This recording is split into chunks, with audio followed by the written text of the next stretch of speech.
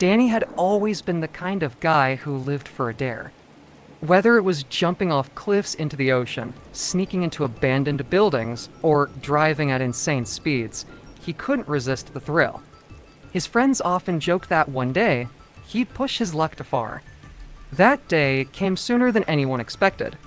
It was a chilly Friday night when Danny's group of friends gathered at their usual spot, the crumbling, old warehouse at the edge of town.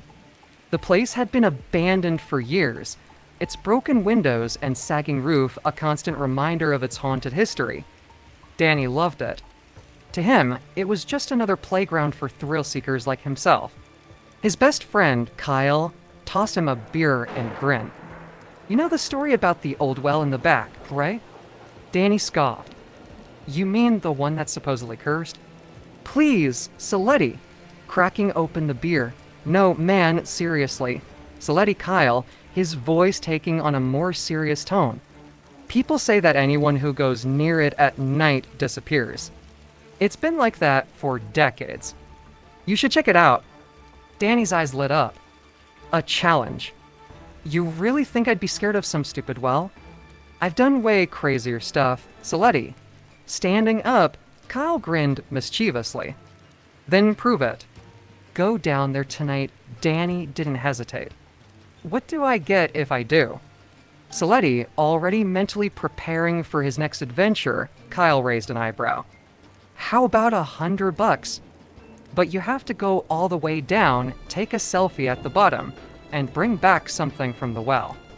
"Deal," Saletti Danny, slamming his beer on the ground and marching toward the back of the warehouse, where the well was hidden under a thick layer of vines and weeds.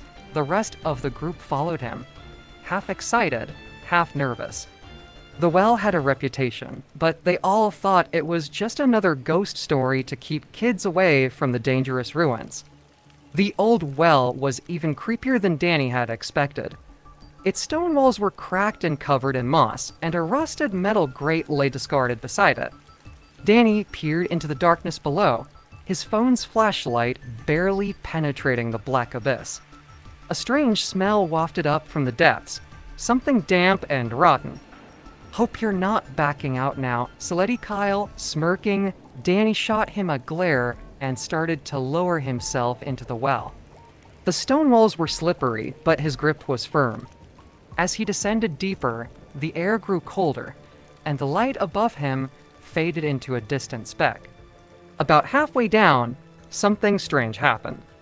Danny heard a faint whisper. He froze, his heart racing. It was impossible there was no one else down here. He shook it off, blaming the wind for the sound, and continued his descent. When he finally reached the bottom, he was met with a puddle of murky water and a pile of old debris, rusted metal, broken wood, and something that looked suspiciously like bones. He pulled out his phone, snapped a selfie, and started rummaging through the junk for something to bring back. That's when he heard it again. The whisper. But this time, it was louder. Clearer. "Leave."